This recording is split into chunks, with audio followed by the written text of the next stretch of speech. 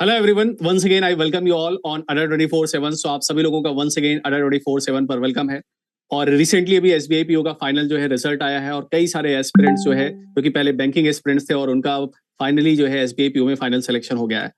तो आज success story की सीरीज में हम आज इसकी सक्सेस स्टोरी में मनबीर की सक्सेस स्टोरी के बारे में बात करेंगे कि किस तरीके से मनबीर ने प्रिपरेशन की और लगकर उन्होंने तैयारी की और फाइनली उन्होंने एसबीआई पीओ में अपना फाइनल सिलेक्शन लिया।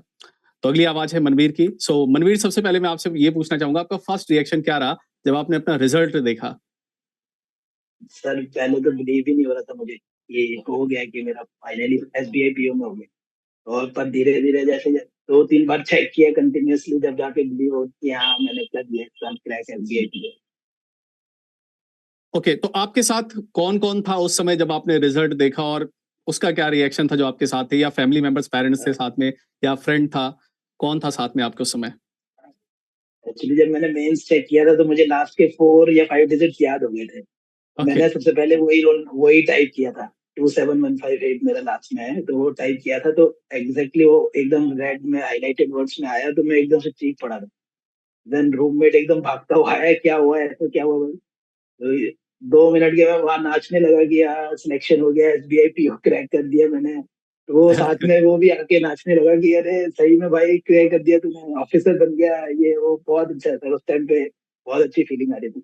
आई थिंक वो ये जो फीलिंग होगी अभी जो आपका आफ्टर द सिलेक्शन, जैसे आपने रिजल्ट देखा, आई थिंक ये लाइफ की I think one of the best feeling होगी आपकी। और जब बिल्कुल सिलेक्शन बिल्कुल। होने, क्योंकि इसके बाद तो आप जॉब करने लगेंगे, the things will become normal, आपका रूटीन हो जाएगा। बट ये जो सिलेक्शन के टाइम में जो अब अभी अभी आप फील कर रहे हो, जिस दिन आपने रिजल्ट देखा उस दिन आपने जो फील किया होगा, that is I think one of the best feeling that you have ever with in your life. Exactly और एग्जैक्टली पेरेंट्स का अच्छा क्या एकदम। रिएक्शन था? आपने घर पे कॉल किया होगा, आई थिंक आप बाहर थे, कहीं आप कहाँ पे थे ये भी बताइए मेरे को। एक्चुअली मैं सर दिल्ली में प्रिपेयर कर रहा हूँ पिछले जब से मैंने दिल्ली यूनिवर्सिटी से ही अपनी पढ़ाई की है, तो वहीं से तब से प्रिपरेशन स्टार्ट की थी, तो यहीं पे दिल्ली में रहता हूँ। घर वाले मथुरा में हैं, बिलोंग करता हूँ मैं मथुरा से। ओके। तो टू बी ऑनेस्ट मैंने अभी बताया नहीं है घर वालों को। मैं जाके पर्सनली उनको बताना चाहता हूँ, उनके रिएक्शन कैप्चर करना चाहता हूँ। अभी तक मैंने उनको बताया नहीं है sir. Okay, that's great. That's very tough to digest कि फाइनल सिलेक्शन हो गया है। तो दो और दिन अभी से मैं काफी डाइजेस्ट करने में लगा हुआ हूँ कि घर कब मैं जाऊँ, कब जाके उनको बताऊं। पर अभी पर इन पर्सन जो सर फीलिंग होगी, जो उनके रिएक्शन होंगे, वो काफी अच्छे लगेंगे, इसलिए मैं सो वेट आई कर रहा होप हूँ उसको वो डाइजेस्ट रिएक्शन आप हमें आगे चल के जरूर बताएंगे कि क्या रिएक्शन जरूर। रहा। और आई थिंक पेरेंट्स को कहीं ना कहीं से आई थिंक आइडिया लगा होगा कि उनको पता अगर चले रिजल्ट एसबीआई पीओ का कैसा रहा, तो अगर किसी को पता चला तो उन्होंने आपसे पूछा, तो आप बताएंगे कि नहीं अभी फिलहाल? अभी तो सर मैंने आस पास मेरा भाई भी है, एक बड़ा भाई एक छोटा भाई है, उन किसी दोनों को को बताया कि बता नहीं? दिया। अच्छा। उनको बता दिया, उनको ये भी कह दिया कि मम्मी पापा को नहीं बताना है, उनका जो रिएक्शन है वो मैं खुद कैप्चर करना चाहता हूँ, तो इसलिए अभी ओके। उनको ये सब बता के आसपास के दोस्तों को भी बता दिया सभी को कि एसबीआई पीओ में हो गया है फाइनली। ओके, मतलब सबको पता है, अभी पेरेंट्स के लिए सरप्राइज है और पेरेंट्स को होली में one of the biggest surprise दिल गेट। तो होली राइट में कब घर राइट जाना हो राइट। रहा आपका?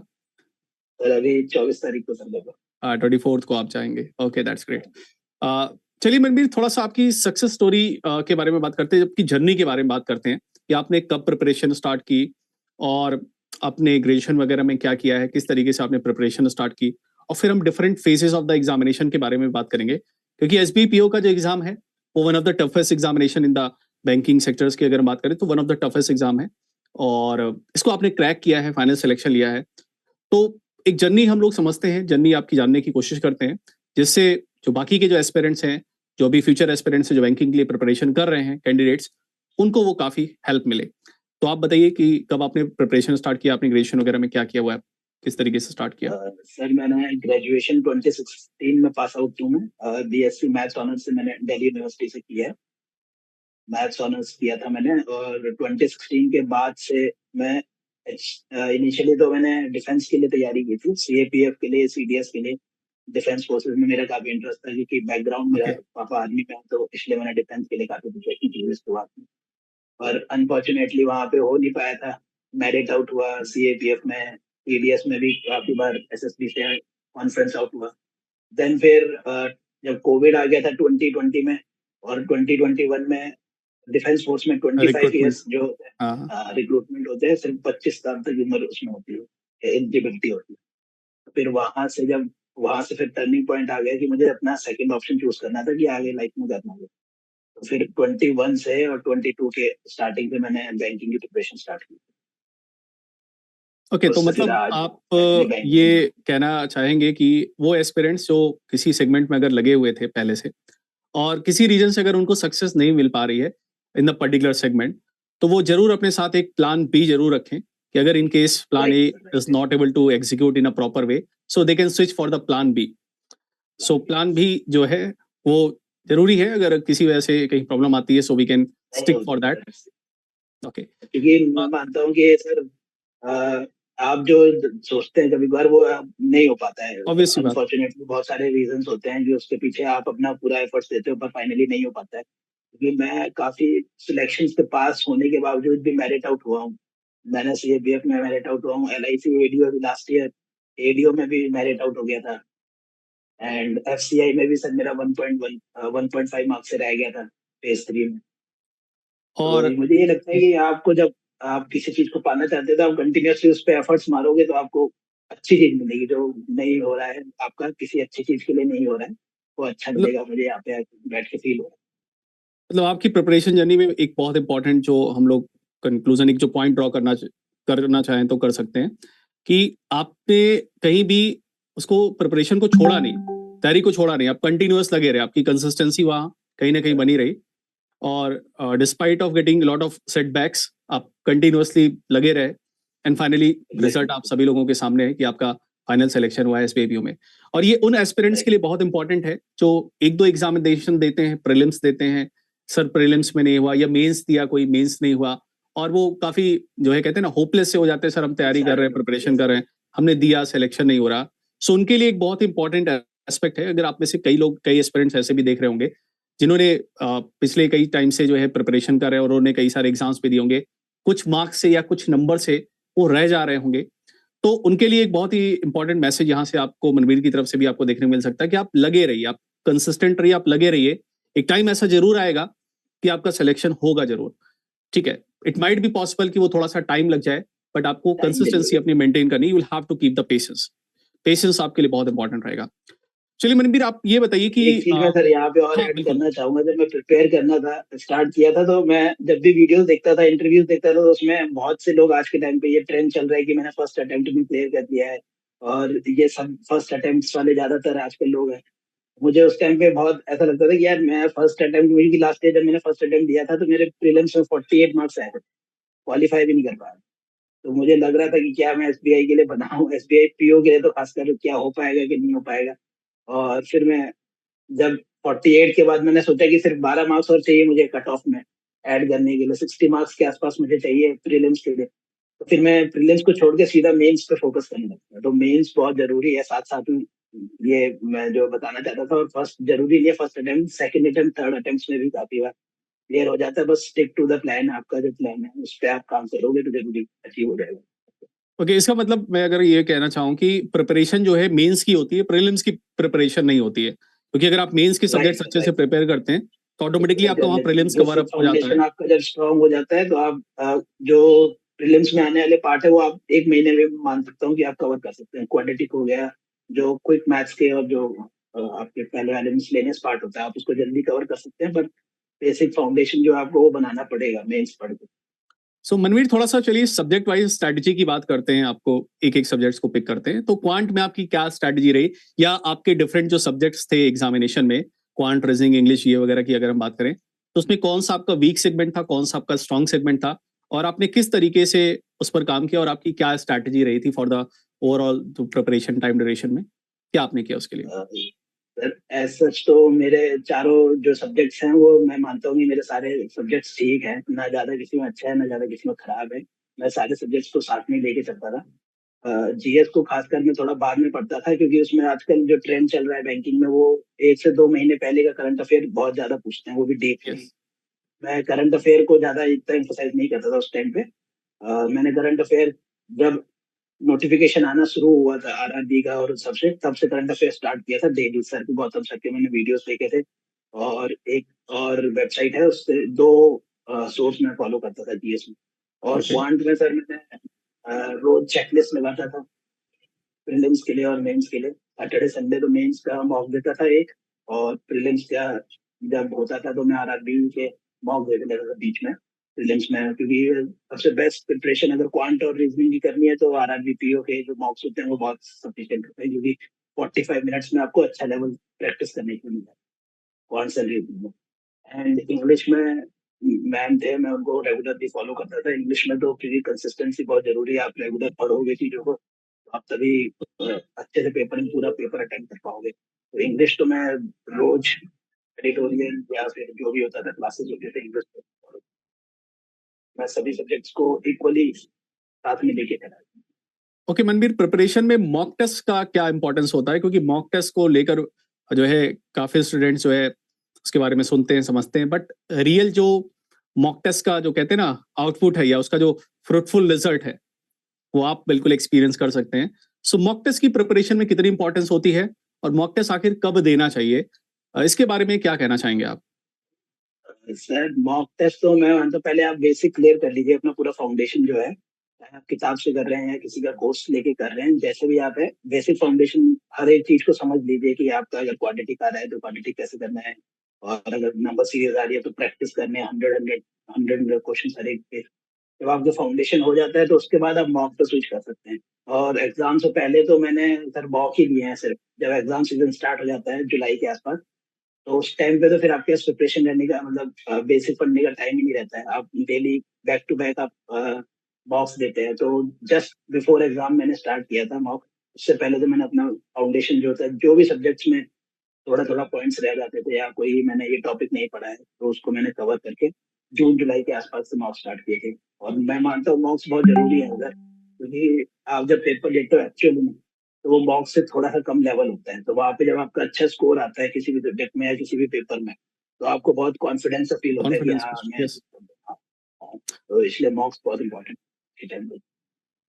ओके मनबीर, अब प्रिपरेशन के ड्यूरेशन में कई बार ऐसा भी होता होगा कि आपने मान लेते हैं टेस्ट दिया, कम मार्क्स आए, या फिर यार आज पढ़ाई करने का मन नहीं कर रहा है, या फिर कोई रिजल्ट आया तो उसको लेकर मॉरल जो है काफी डाउन रहता है, अपसेट सा रहते हैं। तो उस इस पर्टिकुलर चीज से कैसे आपने टैकल किया, इसको कैसे हैंडल किया? क्या रहा आपके लिए मोटिवेशन का सोर्स? कि कौन सी चीज थी जो मोटिवेट कर रही थी आप कि आप कंसिस्टेंसी के साथ कंटिन्यूअसली आप जो है लगे रहे और आपने फोकस करके प्रिपरेशन किया? क्योंकि कई बार ऐसा होता है कि एक दो सेटबैक लगते हैं या फिर किसी रीजन से नंबर कम आया या टेस्ट में एक दो नहीं हुआ, तो हम सोचते हैं यार हटाओ कुछ और देख लेते हैं, कुछ और कर लेते हैं। So that kind of a things feelings are there. तो आपके लिए मोटिवेशन का क्या सोर्स था और आपने किस तरीके से अपने आप को मोटिवेट रखा? ये बहुत इंपॉर्टेंट पार्ट है। इसके लिए आप क्या बताना चाहेंगे बाकी जो एस्पिरेंट्स जैसे हैं मैंने उनको? अभी आपको बताया था कि मैं काफी बार मेरिट आउट हुआ था, इवन प्रीलिम्स में और फिर इंटरव्यू देने के बाद आप मेरिट आउट होते हैं तो बहुत डिसहार्टन फील होता है उस टाइम पे कि यार इतना सारा एब्सोल्युटली। प्रोसेस क्लियर करने के बाद आप नहीं कर पा रहे। तो फिर मैं जब पेरेंट्स को बताता था कि यहाँ पे भी नहीं हुआ तो उन लोगों ने बहुत सपोर्ट किया, मेरे पेरेंट्स बहुत सपोर्टिव हैं इस जर्नी में आगे। जब भी मैं उनको अपने फेलियर के बारे में बताता था तो वो इनका कहना था कि आगे करते रहे, एक ना एक दिन अचीव होगा कुछ ना कुछ, एब्सोल्युटली। ये मेहनत कर रहे हैं तो डेफिनेटली कुछ ना कुछ तो अचीव होगा। तो उन्होंने बहुत एक सपोर्ट रोल की तरह मेरा काम किया है सर, और वही बैकअप प्लान मतलब हरदम बैक करके उन्होंने मुझे कहा है, तो उनके ही भरोसे से सर मैंने आज ये पीओ निकाल दिया है, और वही मेरा सपोर्ट रहा है sir basically. So that means family का सपोर्ट, फैमिली मेंबर्स का सपोर्ट, पेरेंट्स का सपोर्ट इज वेरी इंपॉर्टेंट है ना, एंड दैट बहुत इज अ काइंड ऑफ अ बहुत इम्पोर्टेंट मोटिवेशन फॉर यू। वो आपके लिए मोटिवेशन सबसे जैसे best helping hand I think पूरे वर्ल्ड में, one of the best helping hand किसी का अगर हो सकता है, सो दैट इज और ऑफ द सर एक पेरेंट्स। मोटिवेशन ये भी थी जब मैं प्रिपेयर कर रहा था, तो अब जब ये सोचता था कि अगर मैं ये नहीं करूंगा तो फिर क्या करूंगा, मुझे प्राइवेट सेक्टर में ज्वाइन करना पड़ेगा प्राइवेट सेक्टर में, और being a non technical background से होने के बाद तो बहुत इतना अच्छा सैलरी नहीं मिलेगी जितना मैं एसबीआई पीओ या आईबीपीएस पीओ क्रैक करके या कोई गवर्नमेंट जॉब क्रैक करके अच्छे से पा सकता हूँ। तो वो सोच के भी मैं अपने आप को मोटिवेट रख सकता था कि ये ऐसा करना है, क्योंकि यही एक पॉसिबल सॉल्यूशन है मेरे लिए, और कोई ऑप्शन है नहीं मेरे पास। तो मैं एक दो दिन का गैप ले लेता था जहाँ पर अच्छा रिजल्ट नहीं आया है या फिर मार्क्स में अच्छे नहीं मार्क्स आए हैं, तो मैं एक दिन उस दिन नहीं पढ़ता था, या फिर अगले दिन एक दो दिन गैप लेने के बाद फिर सेशन हो जाता रिस्टार्ट वाला। That's great. आपका सोशल मीडिया प्लेटफॉर्म्स के बारे में क्या कहना है? व्हाट्सएप, फेसबुक वगैरह के बारे में आप यूज करते हैं कि नहीं यूज करते हैं? सर स्टार्टिंग में तो जब मैं प्रिपरेशन स्टार्ट कर रहा था तो मैंने इधर से वीडियोस वीडियोस देख के मुझे लगा था, लोगों ने कहा था कि एकदम दूर हो जाना होता है इन सब कट चीजों ऑफ से। कर लेना, हाँ। मैंने भी शुरुआत में कहा, कट ऑफ किया था। तो और आज भी व्हाट्सएप में चलाता नहीं हूँ, व्हाट्सएप से काफी दूर हूँ। सोशल मीडिया में मानता हूँ अगर आप यूज करते हैं तो आप कंटिन्यूअसली करते रहिए, ऐसा नहीं है कि आपको वो डी हो, पर आप उसका जो रिस्ट्रिक्शन है, टाइम लिमिट है, आप उसको थोड़ा कम कर सकते हैं। अपना जो डिसिप्लिन पढ़ने का मैनर टाइम में। है, हाँ। डिसिप्लिन मैनर में आप यूज कर सकते हैं तो सर एफिशिएंट है आप, क्योंकि एंटरटेनमेंट भी बहुत जरूरी है सर आज के टाइम पे। मैं ऐसा मानता हूँ कि आसपास से थोड़ा बहुत जो है पिक्चर्स देख लो, या बीच में सीरीज आ रही है कोई वो देख लो, क्योंकि ऑल टाइम पढ़ते रहते हैं तो पूरा दिमाग जो है पढ़ाई में इतना लगता नहीं है, इतना एफिशिएंटली काम नहीं करता। काफी एस्पिरेंट्स ये जानना चाहते हैं कि आप जब प्रिपरेशन कर रहे थे तो आपका जो फ्री टाइम रहता है ना, कहते हैं ना दिन भर तो हम पढ़ नहीं सकते, तो कोई भी हमारा जी। जो फ्री टाइम रहता है उस फ्री टाइम में आप बेसिकली क्या करते थे, या क्या करना आपको पसंद था, या किस तरीके से आप अपना फ्री टाइम जो है उसको यूज करते थे या कैपिटलाइज करते थे फ्री टाइम में? सर फ्री टाइम में तो मैं एक्चुअली खाना मैं खुद ही बनाता हूँ, तो मुझे कुकिंग की हॉबी है, तो ओके। मैं कुकिंग कर लेता था, नई नई डिश ट्राई करता था यूट्यूब पे डाल के। काफी जो अच्छे अच्छे चैनल थे उस पे बैठ के मैंने काफी अच्छी अच्छी डिश ट्राई की है बैठ के खाली टाइम की। दैट्स और ग्रेट। नहीं होता है तो फिर सीरीज देख लेता हूँ, जब और चीजें हरदम आप एक चीज नहीं कर सकते, खाना नहीं बना सकते हो ना, तो फिर मैं सीरीज देख लेता था टाइम पे टाइम टाइम, जो रह जाती थी पेंडिंग हो जाती थी उन सबको, वैसे एंटरटेनमेंट कर लेता ओके। ऐसे कैंडिडेट्स जो प्रिपरेशन कर रहे हैं उनके लिए within nutshell short में क्या टिप्स रहेगी आपकी तरफ से कि यार ये चीज करनी है और ये चीज नहीं करनी है, एंड दैट इज इंपॉर्टेंट अगर आप किसी भी पर्टिकुलर बैंकिंग सेगमेंट के एग्जाम की प्रिपरेशन करें, तो ये करना है और इस चीज से यार थोड़ा सा बच के रहना। सो आप उसके बारे में क्या कहना चाहेंगे? सर मैं यही बताना चाहूंगा उन सभी एस्पिरेंट्स के लिए कि आप डिसहार्टन ना हो अगर आपका फेलियर हो रहा है, क्योंकि मैंने भी काफी फेलियर अभी इतनी 8 years ऑफ स्ट्रगल मैंने फॉलो किया है उसमें, उसके बाद 8 साल का जर्नी सिर्फ एक दिन में सर पूरा एंड कर दिया एसबीआई पीओ के रिजल्ट में। और एब्सोल्युटली। वो वर्थ इट है मुझे अब लग रहा है। और आपको भी मैं यही कहना चाहूंगा कि आप लोग भी तैयारी करें, क्योंकि आप अगर जिस चीज के लिए एम कर रहे हो तो वो पर्टिकुलरली आप उसको अचीव कर लोगे। और डेफिनेटली आप जैसे लोग बोल रहे हैं कि एक प्रिपरेशन में फर्स्ट अटेम्प्ट में मैंने क्लियर कर दिया, तो हर एक के साथ ऐसा नहीं है। आप 2 अटेम्प्ट 3 अटेम्प्ट सबकी अपनी अपनी कैपेबिलिटी है, तो उस हिसाब से क्लियर कर लेते हैं लोग। तो आप भी कंटिन्यूअसली प्रिपेयर करते रहिए तो डेफिनेटली क्लियर हो जाएगा सर। ओके, सो मनबीर, आगे का आपका क्या फ्यूचर प्लान है? आप तो एसबीआई पीओ ऑफिसर, तो आप एसबीआई में ऑफिसर बन चुके हैं, इसके बाद का आपका क्या, मतलब नेक्स्ट फ्यूचर प्लान्स अगर हम लोग जानना चाहें, थोड़े बहुत कुछ प्लानिंग्स आपने अगर कर रखी हो, क्योंकि हाँ सर अप्रैल के अभी मंथ में हम लोग फैसिलिटेशन प्रोग्राम कंडक्ट करेंगे, वहां पर तो पार्टी वगैरह होगी, बट करियर प्रोस्पेक्टिव से आप आगे अभी क्या कुछ प्लान कर रहे हैं, क्या what next after SBI PO? Sir जैसे अभी कि मैं तो वेटिंग, सारे चारों रिजल्ट्स का मेरा अभी वेटिंग था। SBI PO, SBI clerk, IBPS PO और आईबीपीएस क्लर्क, इन चारों में वेटिंग है। एसबीआई पीओ तो सक्सेसफुल हो गया। ओके, दैट्स तो ग्रेट। तो अभी मैं आपका ऑडियो, यस। प्रीलिम्स तो अभी ऑलमोस्ट हो जाता था, तो मैं सोच रहा था कि इस साल मैं डीबीएफ कर लेता हूँ, डिप्लोमा इन बैंकिंग फाइनेंस जो होता है वो कर लेता हूँ। वो मुझे आगे हेल्प करेगा जॉब में, जेआईबी के इक्विवेलेंट होता है वो। तो पर इस साल मेरा एसबीआई पीओ में हो गया, तो अब मेरे लिए वो बहुत है। अब मैं जेआईबी सीआईबी के लिए आगे प्रिपेयर करने की सोच रहा हूँ सर। Okay, that's it. अच्छा, अड्डा 24/7 की आपकी इस थ्रू आउट द जर्नी में क्या रोल रहा, और किस तरीके से अड्डा 24/7 ने आपको जो हेल्पिंग हैंड्स के थ्रू जो सपोर्ट प्रोवाइड किया, उसके बारे में आप क्या कहना चाहेंगे? सर जैसे मैंने बताया था कि मैंने जीएस का जो है गौतम सर से पढ़ा था, शीश गौतम सर से, उनकी वीडियोस रेगुलरली पढ़ता रहता था जीएस में। और मॉक इंटरव्यू में मैंने अड्डा 24/7 से ही किया था, जिससे मुझे काफी अच्छा लग रहा था। उसकी जब मैं पहला इंटरव्यू था इतना बड़ा एसबीआई पीओ का, तो मैं चाह रहा था कि अपने आप को जो अंदर जो कॉन्फिडेंस है वो बूस्ट कर लूँ। तो इसलिए मैंने मॉक इंटरव्यू दिया था, काफी अच्छा एक्सपीरियंस रहा था अड्डा 24/7। और काफी प्रिपरेशन में, क्योंकि आपको कोई ना कहीं चीजें अचीव करने के लिए सपोर्ट चाहिए होता है टीचर्स का और इन सब चीजों का, तो उसमें एक ना एक टाइम आपको करना पड़ेगा। एंड अड्डा 24/7 मेरे लिए वो इंटरव्यू में और खासकर जीए में काफी अच्छा हेल्प किया sir. So kind of a road map and एक हेल्पिंग हैंड्स की तरह काइंड ऑफ पाथवे आपको दिखाने के लिए इट इज अगन।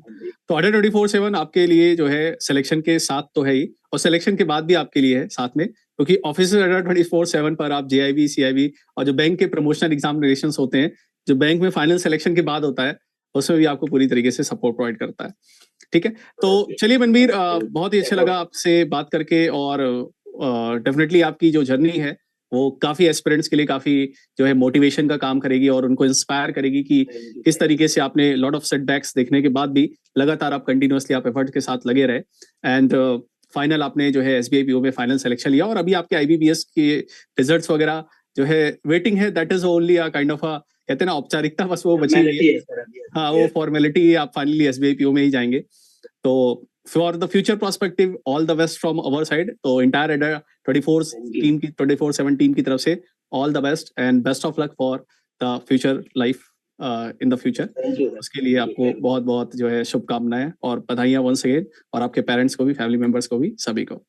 तो चलिए फ्रेंड्स, ये थी जर्नी जो है मनबीर की, और ऐसी और अधिक जो है सक्सेस स्टोरीज के साथ अभी हम जल्द ही आपके साथ मिलते रहेंगे। एंड अगर आप चैनल पर नए हैं, चैनल सब्सक्राइब करिएगा, वीडियो को लाइक और शेयर भी करिएगा। Thank you very much.